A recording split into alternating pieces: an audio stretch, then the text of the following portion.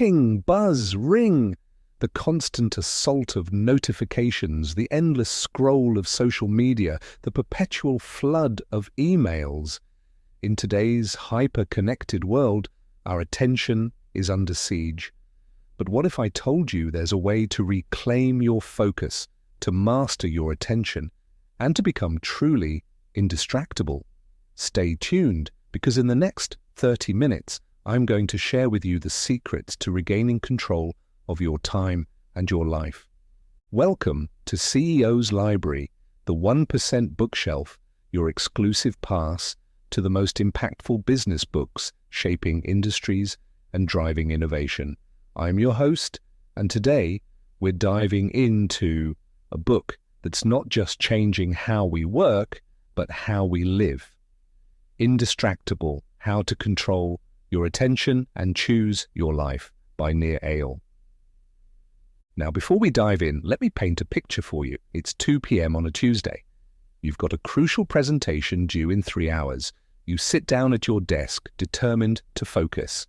But then, it's a Twitter notification. Before you know it, you've spent 15 minutes scrolling through your feed. You shake it off, ready to refocus. But then, an urgent email from a colleague, another 20 minutes gone. You look at the clock, it's now 2:35 p.m. Where did the time go? Sound familiar? If you're anything like me and countless other executives and entrepreneurs I've spoken to, this scenario hits a little too close to home. We live in an age of unprecedented distraction, where our attention is constantly pulled in 1,000 different directions. And it's not just affecting our productivity, it's impacting our relationships, our well-being, and our ability to achieve our goals. But here's the thing, it doesn't have to be this way. In Indistractable, Nir Eyal presents a framework for mastering the skill of the century, the ability to control our attention and choose our lives. Over the next 30 minutes, I'm going to break down the key insights from this game-changing book and show you how to apply them in your own life. By the end of this episode, you'll understand the root causes of distraction, learn powerful strategies to make time for what truly matters, discover how to hack back against the external triggers vying for your attention, and explore the transformative power of making pacts with yourself. Whether you're a CEO looking to boost your team's productivity, an entrepreneur trying to stay focused on your vision, or simply someone who wants to reclaim control of your time and attention, this episode is for you. So, are you ready to become indistractable? Let's dive in. Let's start by understanding the root of distraction. Now, you might think that distraction is simply a product of our technology-saturated world. After all, we're constantly bombarded by notifications, emails, and the endless scroll of social media. But Nir Eyal argues that the real source of distraction lies much deeper within ourselves. Eyal introduces the concept of internal triggers. These are the emotions, thoughts, and urges that prompt us to seek distraction. And here's the kicker: most of the time, these internal triggers are driven by discomfort. Let me share a personal story to illustrate this. A few months ago, I was working on a critical business proposal. The stakes were high, and I felt the pressure mounting. As I sat at my desk trying to craft the perfect executive summary, I found myself constantly reaching for my phone, checking my email, even reorganizing my desk, anything to avoid the task at hand. It wasn't until I read Indistractable that I realized what was really going on. I wasn't distracted because my phone was there or because I had emails to check. I was distracted because I was uncomfortable. The fear of not meeting expectations, the anxiety of potential failure, these were the real culprits. Eyal's insight is profound. We don't succumb to distraction just because the distractions are there. We succumb to distraction because we're trying to escape discomfort. This realization is liberating because it puts us back in the driver's seat. Instead of blaming our devices or our environment, we can start to look inward and address the root cause of our distractions. So, How do we manage these internal triggers? Eyal suggests a three-step approach. 1. Identify the emotion driving the distraction. In my case, it was anxiety about the proposal. 2. Write it down. The simple act of acknowledging the emotion can often diffuse its power. 3. Explore the sensation with curiosity rather than contempt. Instead of beating yourself up for feeling anxious or uncomfortable, try to observe the feeling with interest. Here's an actionable tip. The next time you feel the urge to check your phone or engage in any distracting behavior, pause for a moment. Ask yourself, what am I feeling right now? What discomfort am I trying to escape? Simply being aware of these internal triggers can be a powerful first step in managing them. But managing internal triggers is just the beginning. To truly become indistractable, we need to make time for what really matters. And that's where we'll turn our attention next.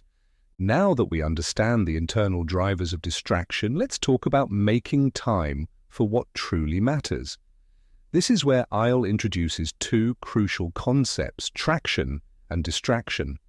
Traction, as Eyal defines it, is any action that moves you towards what you really want. Distraction, on the other hand, is any action that moves you away from what you really want. The key here is intentionality. It's not about labeling certain activities as inherently good or bad. It's about whether those activities align with your values and goals. Let me give you an example. Checking social media might be a distraction if you're doing it to avoid an important task. But if you've intentionally set aside time to engage with your online community as part of your business strategy, then it becomes traction. So, how do we ensure we're spending more time on traction and less on distraction?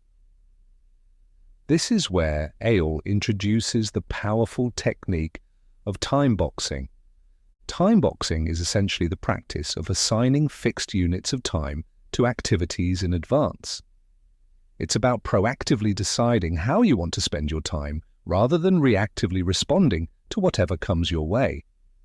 Now, I know what you might be thinking. I'm a busy executive. My schedule is always changing. How can I possibly plan every minute of my day?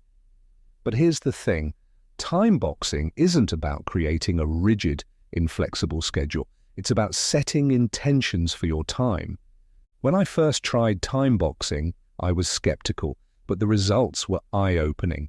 I started by creating a weekly schedule template, blocking out time for key activities, time for deep work on strategic initiatives, time for meetings and collaboration, time for email and administrative tasks, time for personal development and learning, time for family and self-care.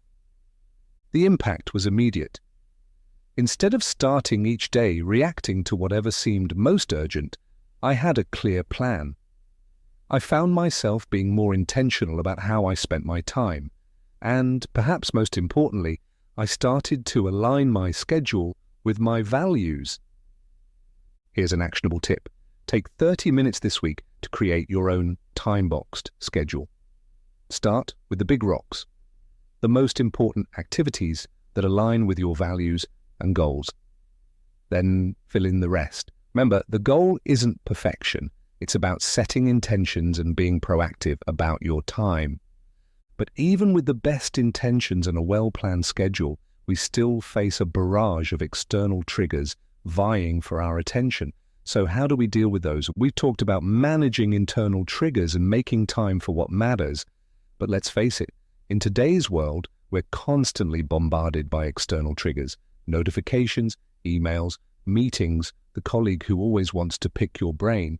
These external forces can derail even the best-laid plans. Eyal's approach to external triggers is refreshingly straightforward. For each trigger, he encourages us to ask a simple question. Is this trigger serving me, or am I serving it? Let's break this down with a real-world example. A few years ago, I was part of a leadership team at a fast-growing tech startup. We prided ourselves on our always-on culture. Slack was constantly buzzing, emails flew back and forth at all hours, and impromptu meetings were the norm. On the surface, it seemed like we were being incredibly productive. But in reality, we were serving the triggers, not the other way around. Our constant reactivity was killing our ability to do deep, focused work. It wasn't until we started implementing some of Eyal's strategies that things began to change. Here are some of the key strategies we implemented. 1. Notification audit. We encouraged everyone to go through their devices and turn off all non-essential notifications. The result? A dramatic decrease in unnecessary interruptions. 2. Email batching. Instead of constantly checking and responding to emails, we set specific times for email processing. This simple change freed up hours of focused time each day. 3. Meeting protocol. We instituted a no agenda, no meeting policy. Every meeting had to have a clear purpose and agenda. We also encouraged people to decline meetings if they didn't feel their presence was necessary. 4. Focus time. We designated certain hours as focus time where interruptions were discouraged unless absolutely necessary. This gave people the space to engage in deep work without constant disruptions. The impact of these changes was profound. Not only did we see an increase in productivity, but people reported feeling less stressed and more satisfied with their work. Now, I know what some of you might be thinking, but what if I miss something important? This is where Eyal's concept of critical few comes in. The idea is to identify the few triggers that are truly critical and find ways to manage the rest. Here's an actionable tip. Conduct your own external trigger audit. List out all the external triggers you face in a typical day. For each one, ask yourself, is this trigger serving me or am I serving it? Be ruthless in eliminating or managing the triggers that don't serve you, but even with the best strategies for managing external triggers, there will still be times when our resolve wavers. That's where the power of pre-commitments comes in. We've covered a lot of ground so far. We've talked about managing internal triggers, making time for what matters, and hacking back against external triggers. But even with all these strategies, there will be times when our willpower falters. That's where Eyal's concept of pacts comes in. A pact, in essence, is a pre-commitment, a promise you make to yourself in advance. It's a way of making the right behavior easier and the wrong behavior harder. Eyal discusses 3 types of pacts: effort pacts, price pacts, and identity pacts. And let me share a personal story to illustrate how powerful these pacts can be. A few years ago, I was struggling to finish writing a book. I had a great idea, I'd done the research, but I just couldn't seem to sit down and write. There was always something more urgent, more pressing, more immediate to attend to. That's when I decided to make a price pact with a friend.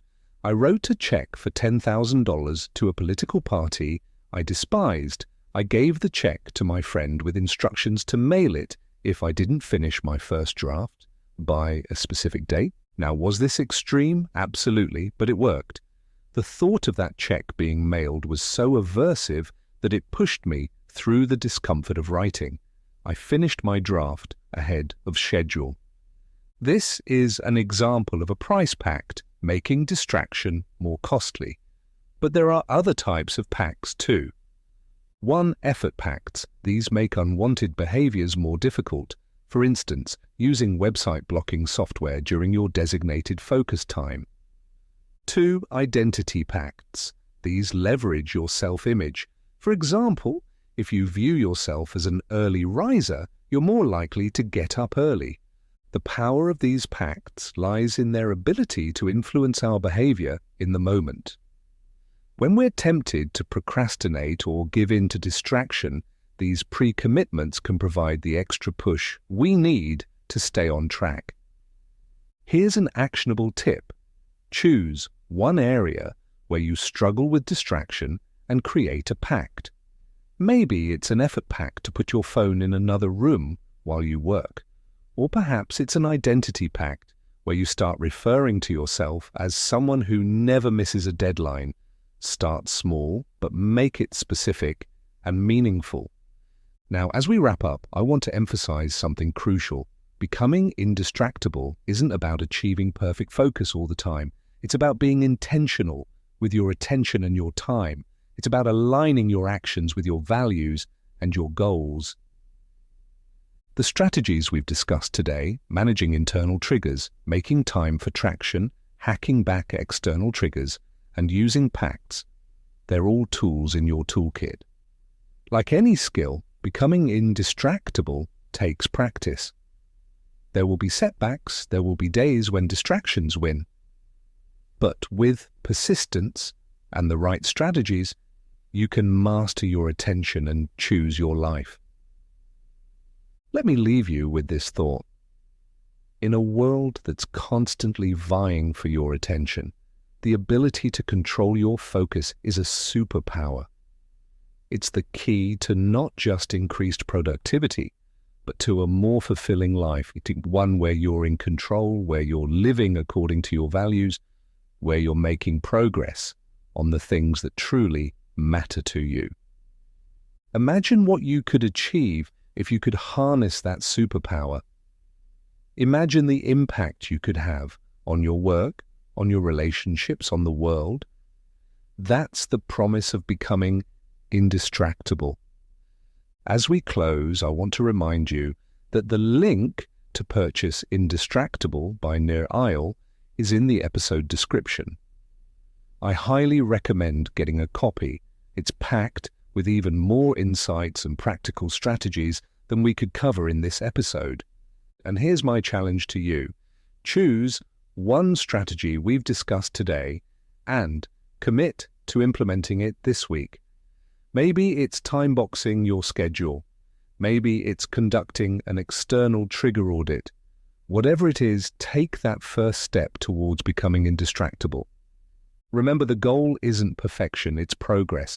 It's about taking control of your attention, your time, and ultimately your life. Because when you control your attention, you control your life. Thank you for listening to CEO's Library, the 1% Bookshelf. Until next time, stay focused, stay intentional, and keep striving to be indistractable.